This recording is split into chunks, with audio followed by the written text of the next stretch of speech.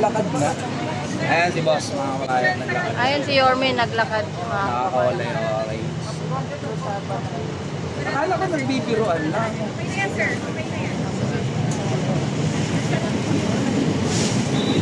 Yun o, naglakad. Sipag na exercise yan, Yorme ha. Good morning, sir. Morning po. Ay, susunod.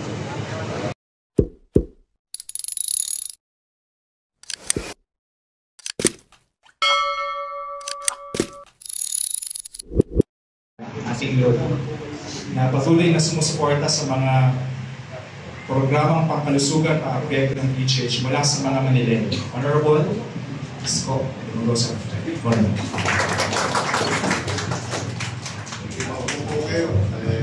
Magandang umaga po at welcome back to Manila. Senator Bongo. Si Senator Bongo po ay napakaraming tinulungan sa Manila. Native, kahit lamay. Simula sa lamay hanggang sa mga malalaking pangangailangan ng aming mga kababayan. I, for one, is a witness of it. So that's why, thank you very much. In fact, yung Malasakit Center, nag-umpisa sa kilometer 0. Dito yan sa Maynila. And Malasakit Center is now all over the country. And malaking bagay po yung ginawa ninyo noon na Senator. And we are on behalf of the people of Manila. Thank you very much sa inyo. Thank you. Ating partner, makasipag Doc Gam. Totoo po yung isang pinagkukwento niya hanggang madaling araw kasi sigap. Kahit gabi pwedeng i-text. O kahit early morning pwedeng tawagan. We always wanted to partners with the national government, especially nowadays in the case of City of Manila with our fiscal challenges. At I'm happy to our fellow Manileños. Ito yung totoong konsepto. Kapag iisang antena o frequency ng National Executive Body, National Legislative Body, and the local government, if they are in sync or in synchrony towards delivery of public service, ito po tayo ngayon. Ito yung resulta. Magkakasama-sama tayo. Mag-aalay tayo ng programa, I think, magiging kapag-ipakinabang sa ating mga mamamayan. Manod pa sa may mga sakit.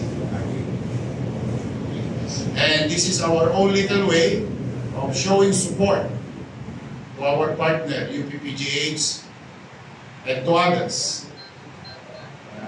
Basta importante, ang isang common is taong bayan. And showing also our commitment to continue to deliver on what I believe personally. Where should the government invest?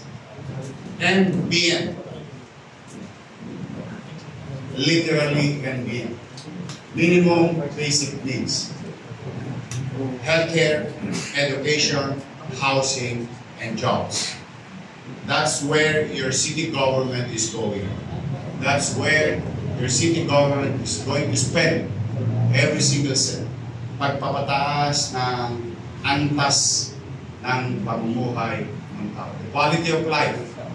If we have roof, those who doesn't have, or mga may hirap natin kababayan, maayos, matiwasay na bahay, as you have heard about Condominium 1, Condominium 2, Condominium 1, San Lazaro residence, San Sebastian residence, Pedro Hill residence. These are 42 square meter, 2-bedroom, in-city vertical housing, and the Basel community townhouse.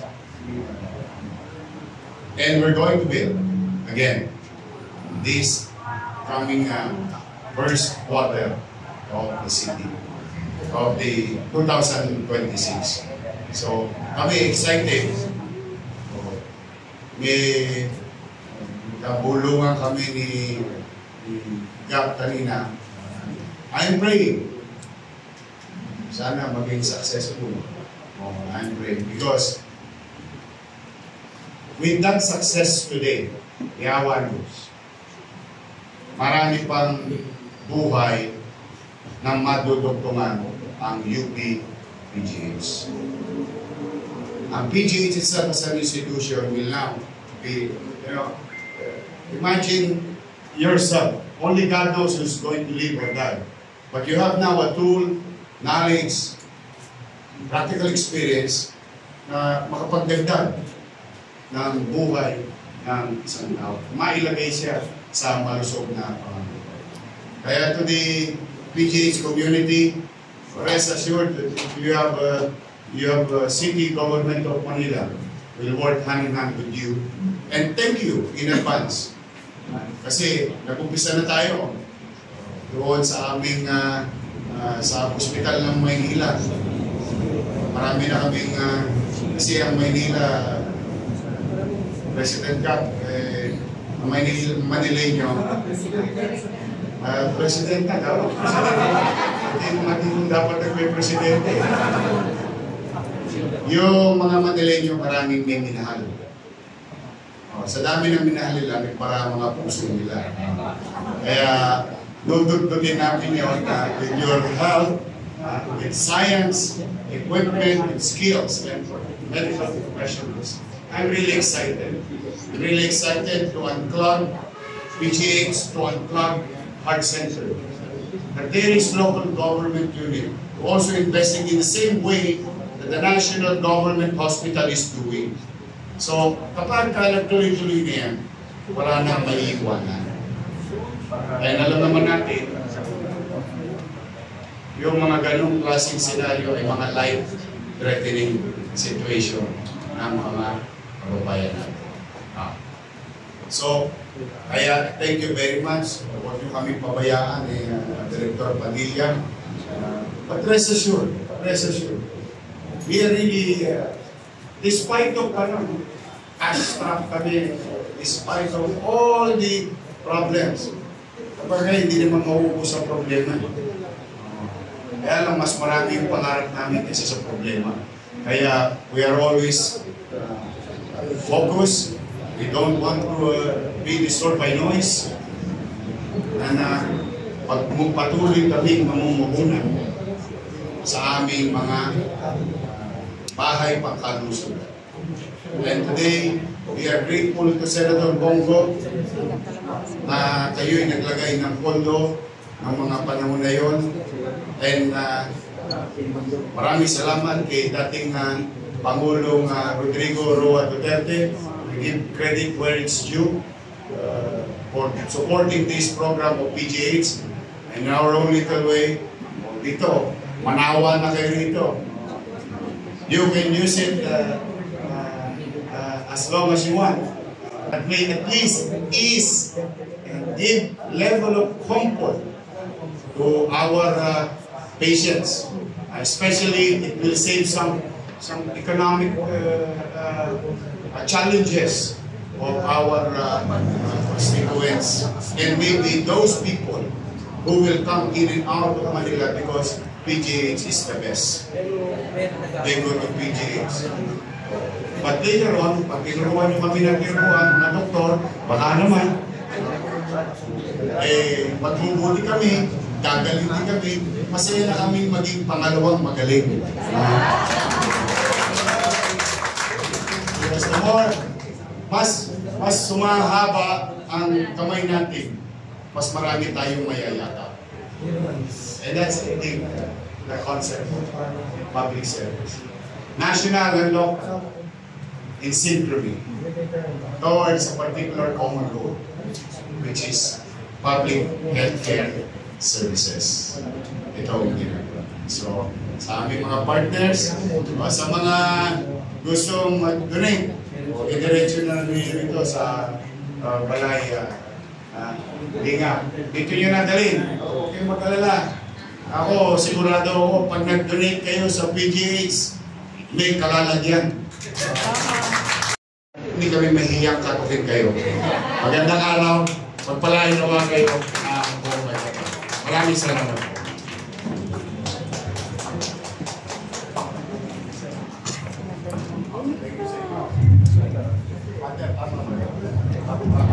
Father, tama ba? Salamat.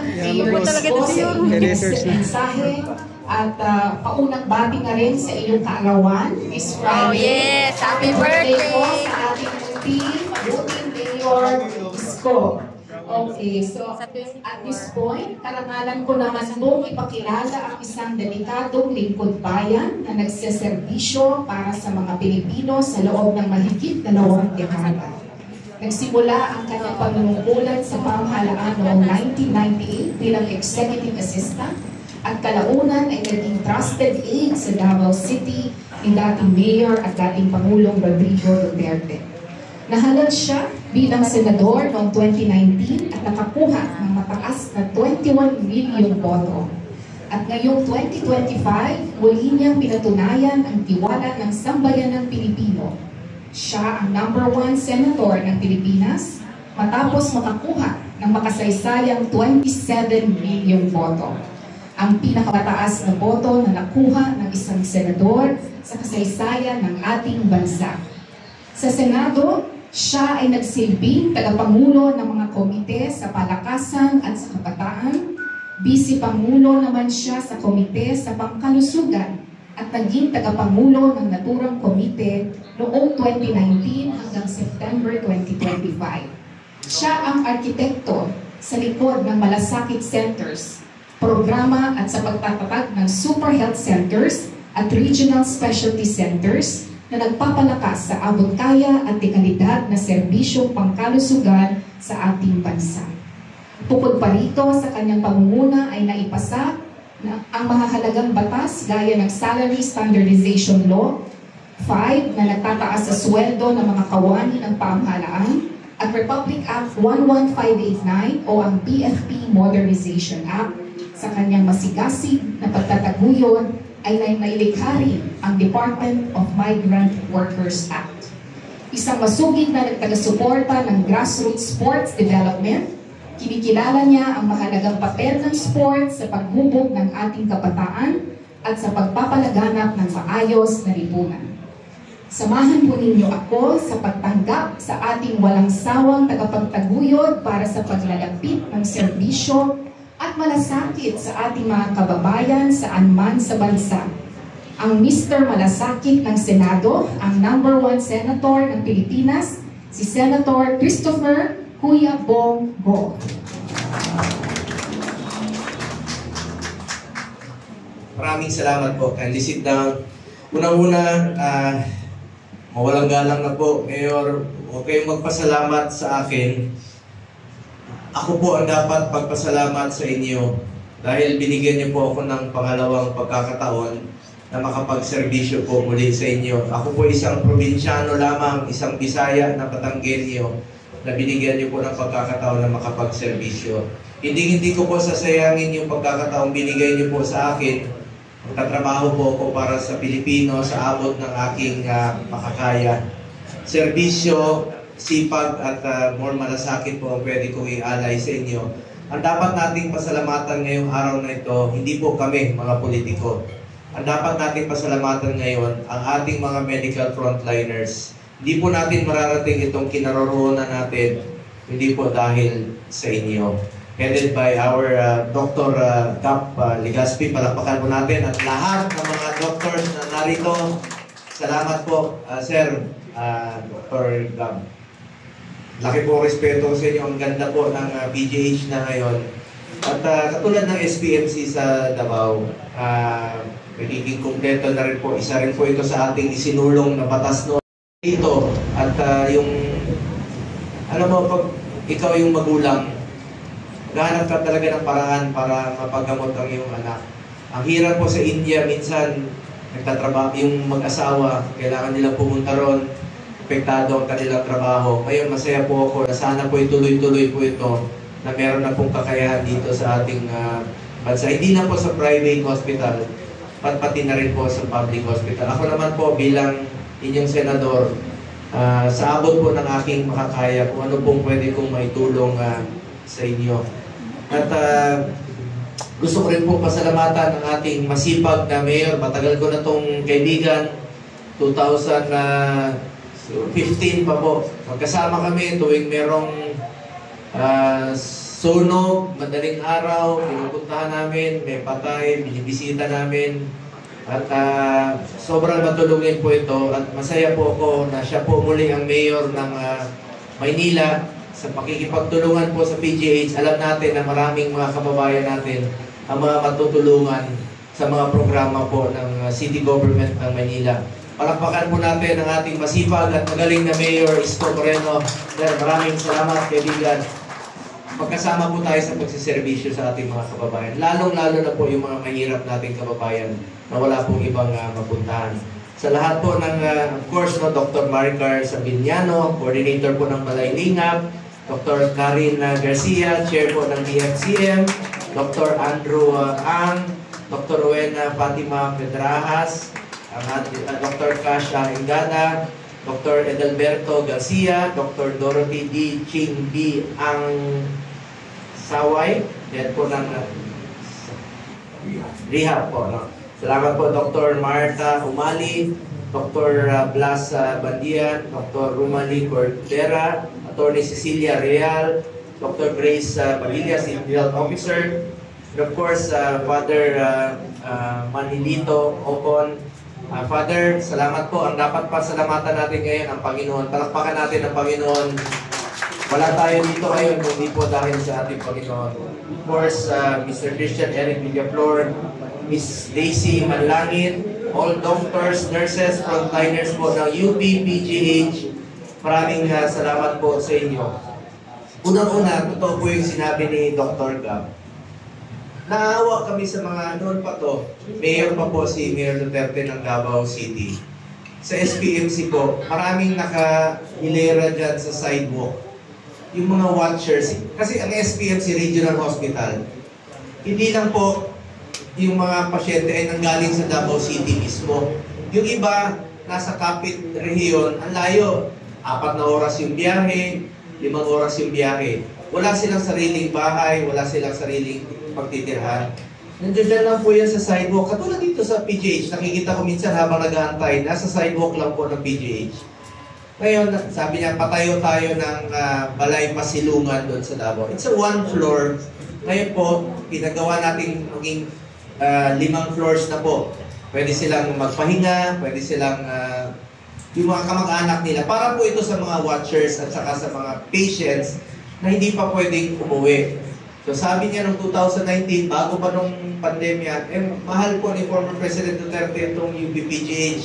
Ito yung unang hospital na naalala niya parati. Sabi niya, ang daming magagaling na mga espesyalista dyan, mga doctors. Tulungan natin, kaya naglaan po siya ng 100 million noon. Hindi nga nauubos ng UPPGH monthly. Sabi niya, tulungan natin dahil maraming mga doctors naman dyan na willing tumulong para sa mga mahirap natin itong pasyente. At ito pong Balay Lingap, 2019, finally, na-realize po siya ngayong 2025. At meron na hong pagpapahingahan yung mga pasyente na hindi pa pwedeng umuwi. Aside from the patients, pati po yung watchers naman po. Kawawa na yung watchers.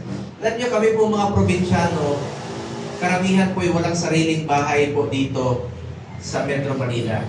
Ang hirap pong punta rito. At tulad sa heart center na yun, wala sila, minsan nagre-renta lang po yan ng mga dormitorio, mga boarding house dyan sa mga kapit na village po sa Quezon City. At hindi lang po itong Balay Lingap po ang isinulong natin na ipatayo. Meron na rin pong tapos no, sa Quezon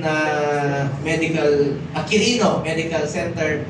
Ginawa na, parang ano lang po siya, parang container van, aircon, pwede po magpahinga yung pasyente o yung watchers. Pero mas maganda po ito dito sa inyo dahil 4 na floors po ang inyong pinatayo at maraming salamat po sa PGH at sa local government ng Maynila headed by Mayor na naisakatuparan po ito at pinagamit niyo po itong lupa. Palakpakan po natin muli Mayor Isko, Dr. Gap Legaspi sa inyong mga tulong na may sakatuparan po ito.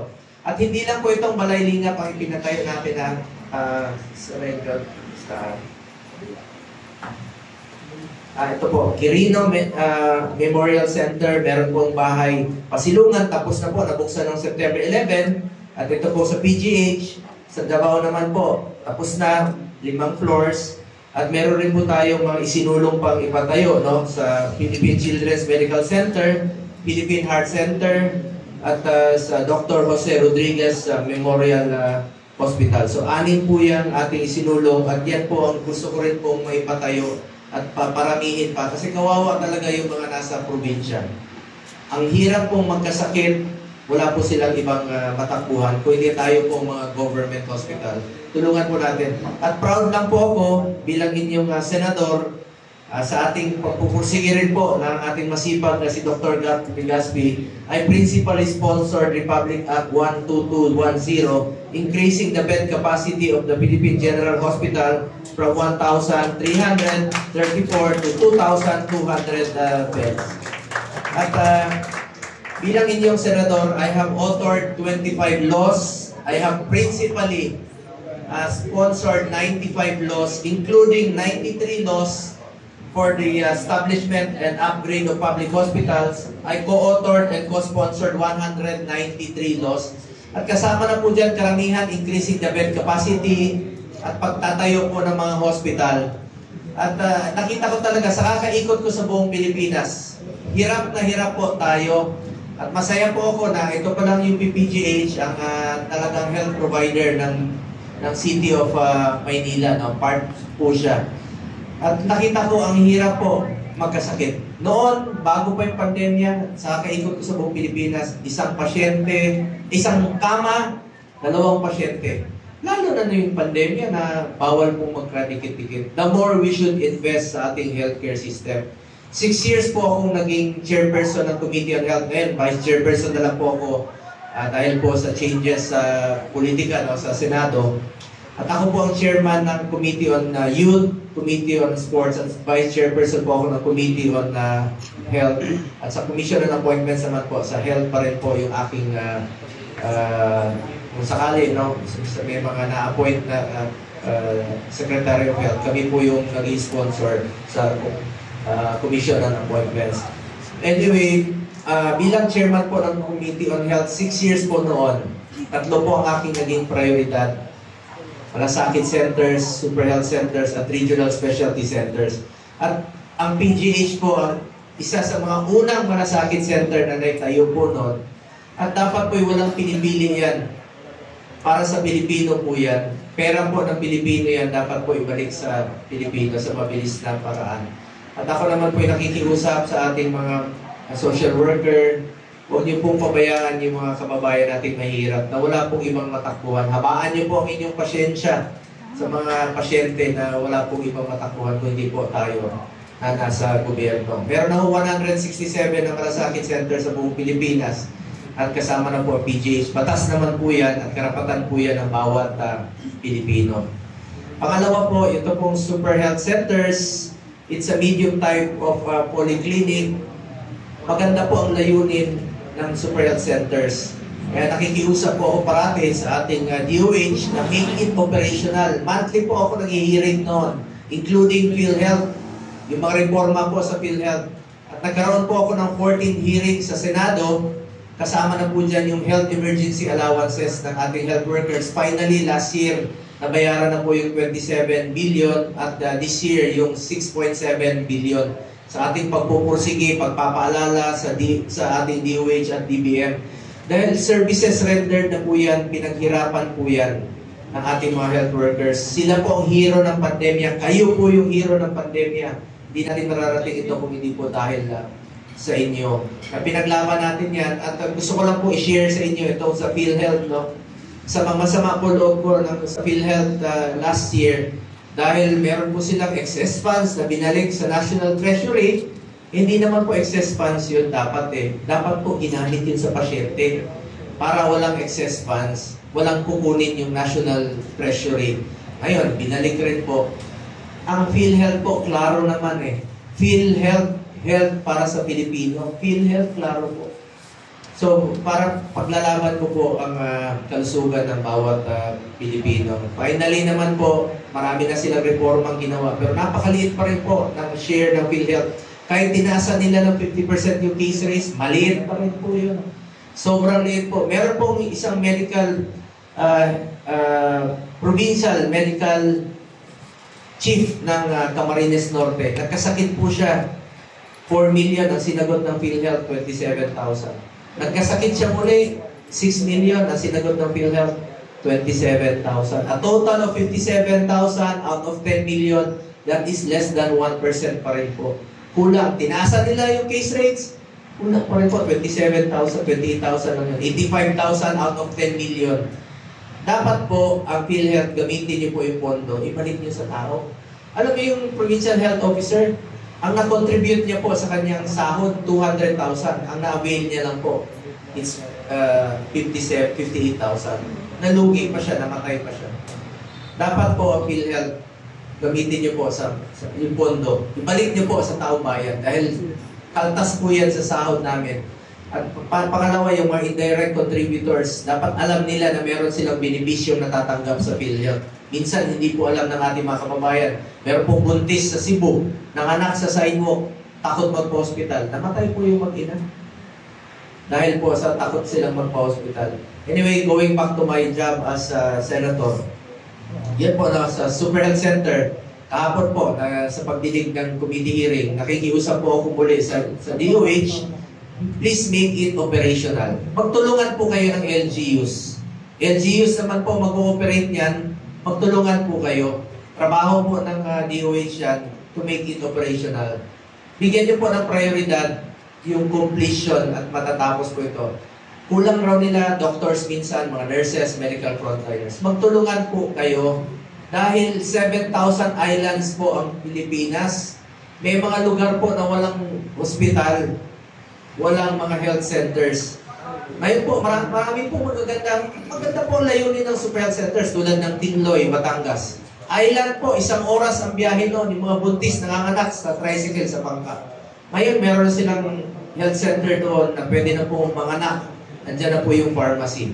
Maganda po ang layunin nito. Importante lang po, tutukan lang po ng mga concerned department like ng DOH at ng LGU. Magtulungan po kayo at huwag po kayong magsisihan at magturuan. At pangatlo po, ito po Regional Specialty Center. Batas na po ito ngayon, yung paglalagay po ng mga heart center, kidney center, neonatal, geriatric sa mga matatanda, brain and spine, ortho, mental health, at iba pa. 17 po ito na mga specialty center na itatayo po sa mga selected DOH hospital sa buong Pilipinas. Katulad ng mga taga Zamboanga, taga Cagayan, taga Davao, Iloilo, Cebu, ang layo po magpa-opera sa heart center sa Quezon City. Ngayon po ilalagay na po sa mga selected DOH hospital. Tulad po ng PGH na po, mas mapalawig niyo po inyong serbisyo. Napakaganda po ng PGH. Isa pong magandang halimbawa ang PGH at malaking tulong po ang PGH sa ating inaasam, pinapangarap na sana po makamit natin yung ating universal healthcare. Ang layo pa natin sa ngayon. Pero pag nagtutulungan po ang gobyerno, privado, ang ating mga medical frontliners, doctors, ay makakamit po natin itong pangarap natin. So muli, maraming salamat po muli sa inyo. At bilang chairman rin po ng sports at youth, bilang chairman ng youth, unahin ko po yung mga kapakanan ng ating mga kabataan, estudyante. Isa po ako sa nakipaglaban ng Free Tertiary Education Act noon at nag-file din po ako ng Expanded Free Tertiary Education Act. Pangalawa, bilang chairman ng sports, isa po ako sa nagsulong ng National Academy of Sports. Meron na yung eskwelahan sa New Clark City na pwede po mag-aral at the same time, mag-training ang student athletes. Walang masasakripisyo dahil pwede pong pagsasabayin ang pag-aaral at ang pagdating-training po. Gusto ko pong paramihin yan pagdating ng panahon. Proud po ako, Mayor Isko, si Carlos Yulo, first twin gold natin mula sa Maynila. Taga rito po. Nakaka-proud po. Chairman po ako ng Sports 2019. Dati kulela tayo eh. Wala tayong napapanalunan na ginto. Ngayon, meron na tayong ginto sa Tokyo Olympics at 2 gold naman tayo sa Paris Olympics. At tututukan ko rin po ang edukasyon. Sisingit ko na lang po sa inyo, sa gulo po ng politika ngayon, sa gulo po ng nangyayari, I am one with the Filipino people in this crusade against corruption. Sana yung mga ginagamit na pondo sa flood control na ginagawa pong gatasan ng ilat, sana ginamit na lang po sa mga ospital, ginamit na lang po sa classroom, ginamit na po sa mga health center. Ilang buhay po, ilang mga may hirap po makikinabang po dito. Patuloy ko pong ipaglalaban yan bilang inyong senador in the next 5 years po. Bukas po ang aking opisina para sa inyong lahat. Tawagin niyo lang po akong Kuya Bongo kahit saan tayo magkita. Kilala naman po ako ni Mayor Isko. Wala po akong kaarte-arte sa katawan. Kung anong kinakain niyo, ganoon rin po ako. Anong sinasakyan ninyo, ganoon rin po ako. Kalabitin niyo lang po ako anytime.